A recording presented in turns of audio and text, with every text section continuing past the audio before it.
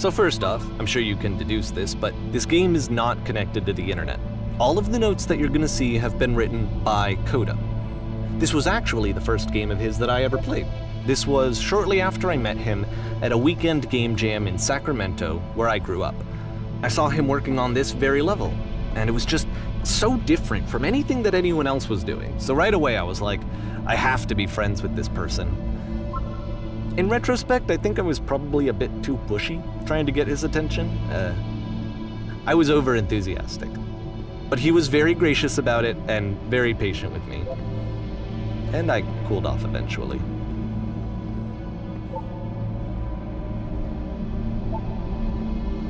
Oh, feel free to skip over any of these notes if they're not doing anything for you. Nothing extra is going to happen if you read all of them. Either way, to me they convey a sense of loneliness. I see this person who's filled with thoughts and feelings and beliefs and has no way to express them except as scattered and unheard voices in a game that wasn't meant to be played.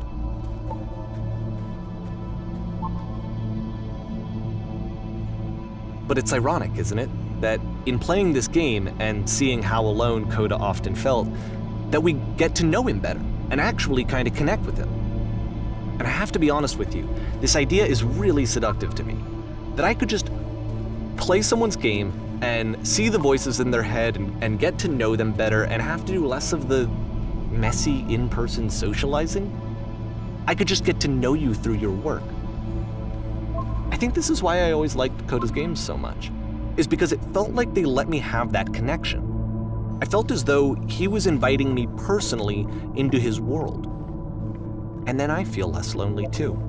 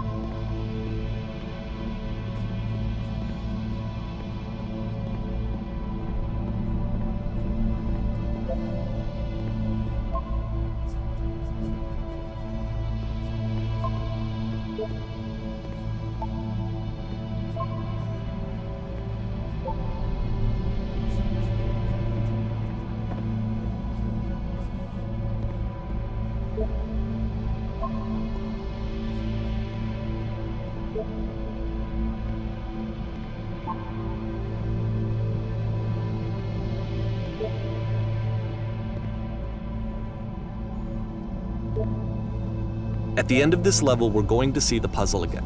And here, I'll tell you what I think the puzzle means. Each of these games represents an idea that was on Coda's mind at the time that he was making it. And the puzzle is a way of closing the door on a previous chapter of his life before moving on to the next one.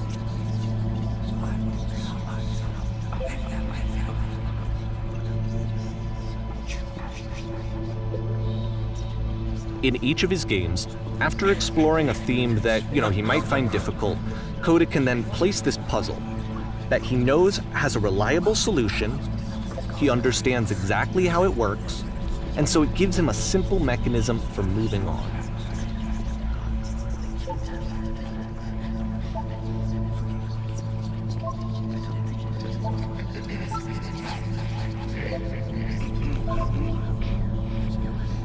And because there's this dark area between the doors, a space between spaces, Before you move on, you get to pause. Just for a moment, a few seconds to reflect on and let go of the events that led you here. To step back and connect the pieces together. To grasp at that elusive bigger picture.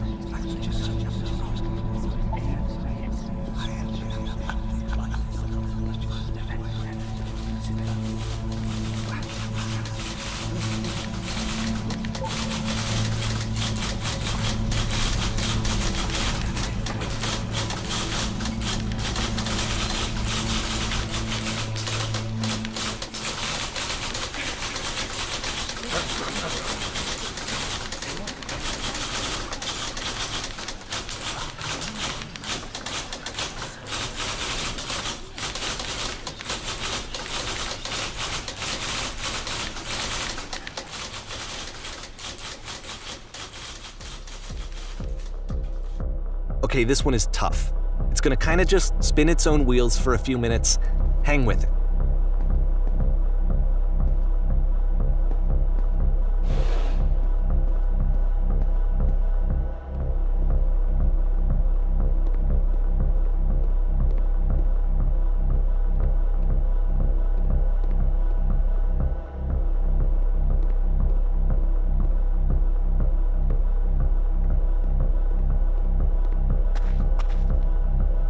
See, like, this is it, the whole game, and there's nothing that's particularly interesting about it. You just walk to the end of a hallway.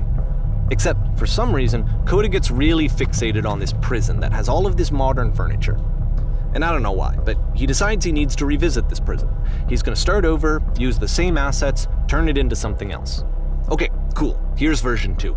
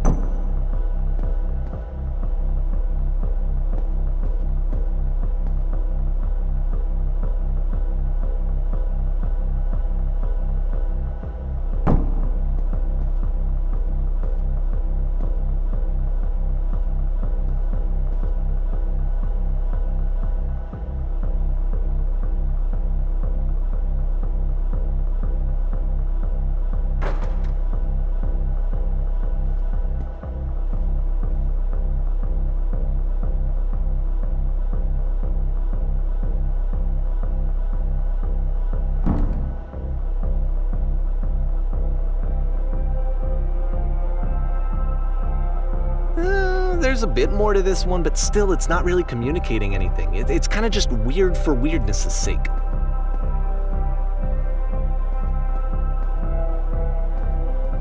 So okay, he throws it out and starts over. This time he comes at the prison idea from a different direction.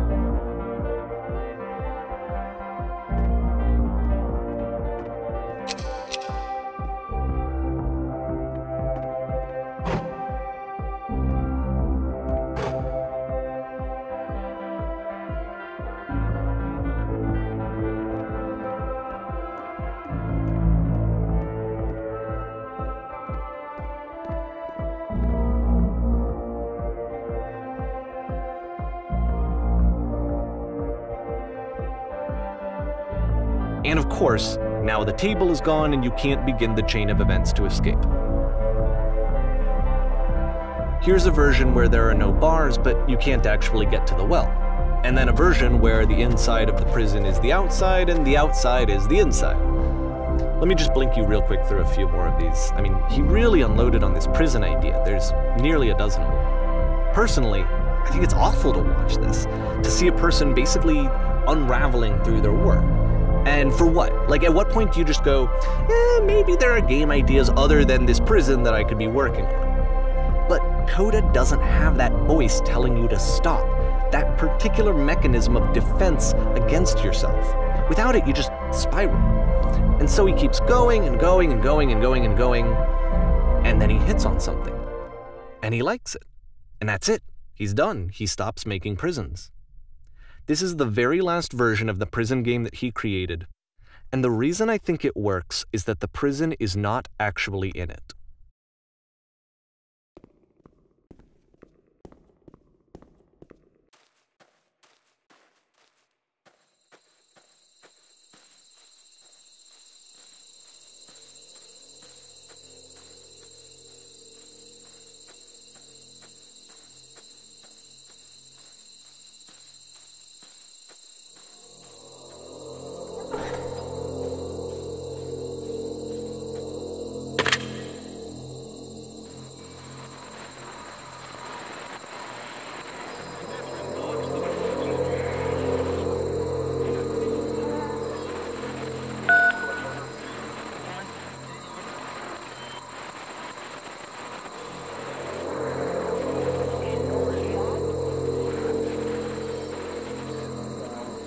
It's a conversation. And so this is what Coda wants, is to be able to talk to someone, to share what's on his mind, and to get some good advice from someone who knows. But the irony is that even in this scenario, you're still talking to yourself. You know, all of these games so far are Coda talking to himself.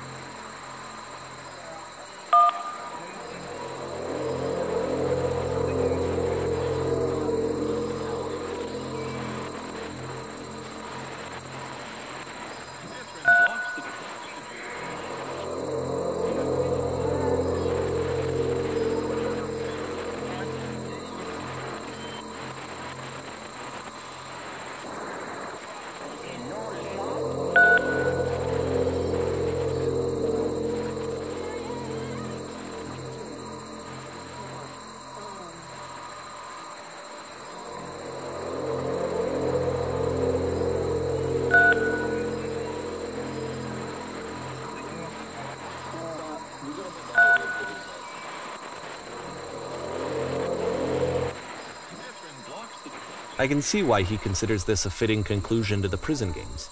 After all of the obsession and frustration, just to be told by someone you can trust that things are going to be okay. Wouldn't that be nice?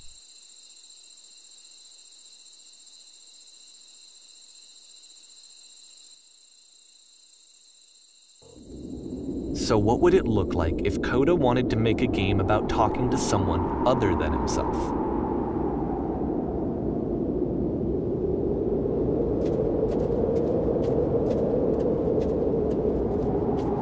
To me, this environment is meant to represent Coda's puzzle, with the two doors on either side and a dark transitional space between.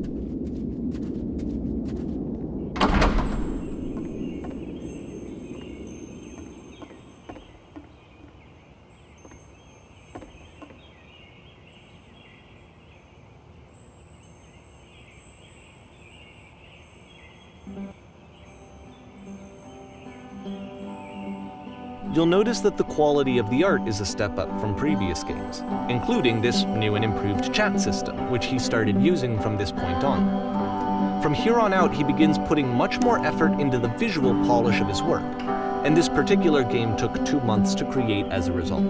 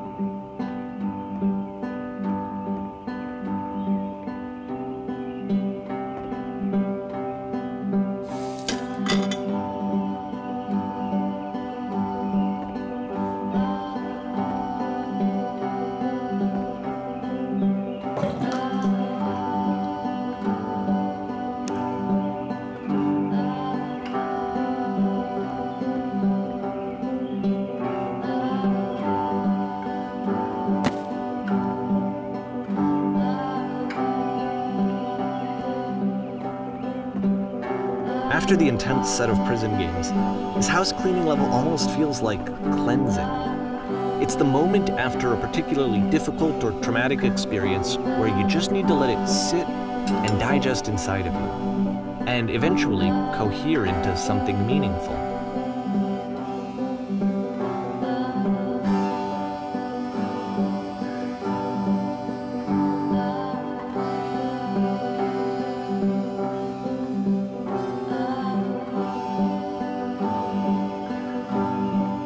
I know that Coda really liked this game. Of all of his work, actually, this was the only one that he called me up to ask me to come over and look at it. This was during a period of a few months where he was like grossly happy all the time, just walked around with a constant smile on his face.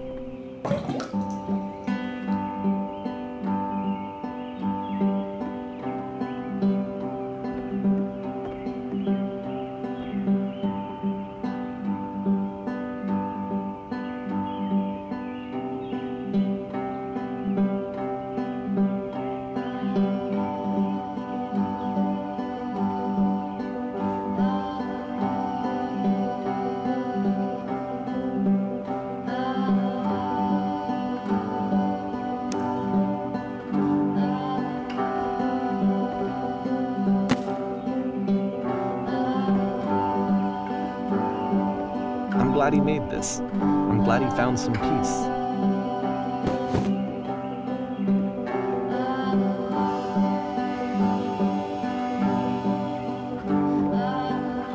But, of course, it can't last.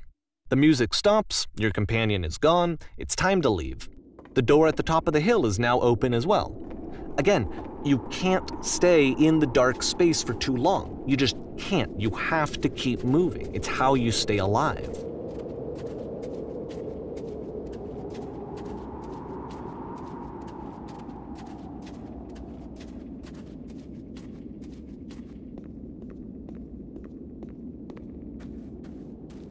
Which is the whole point of the puzzle doors, right? That sooner or later you have to pick up and move. I really thought that was the point of it.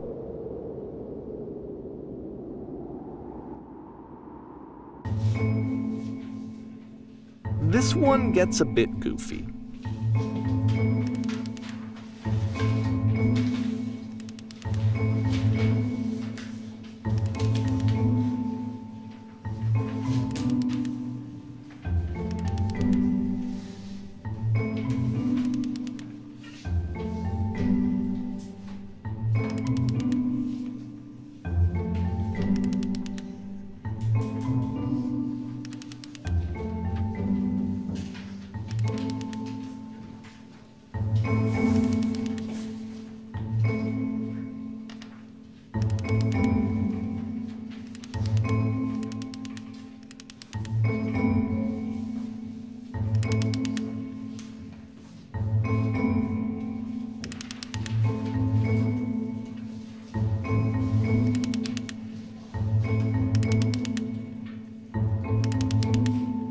About halfway through the game, the perspective shifts.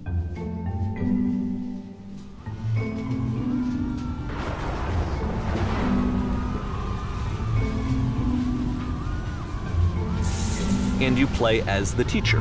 And suddenly, you discover that your teacher is just as bigoted and afraid as you are. Oh, and also you can move around the classroom now.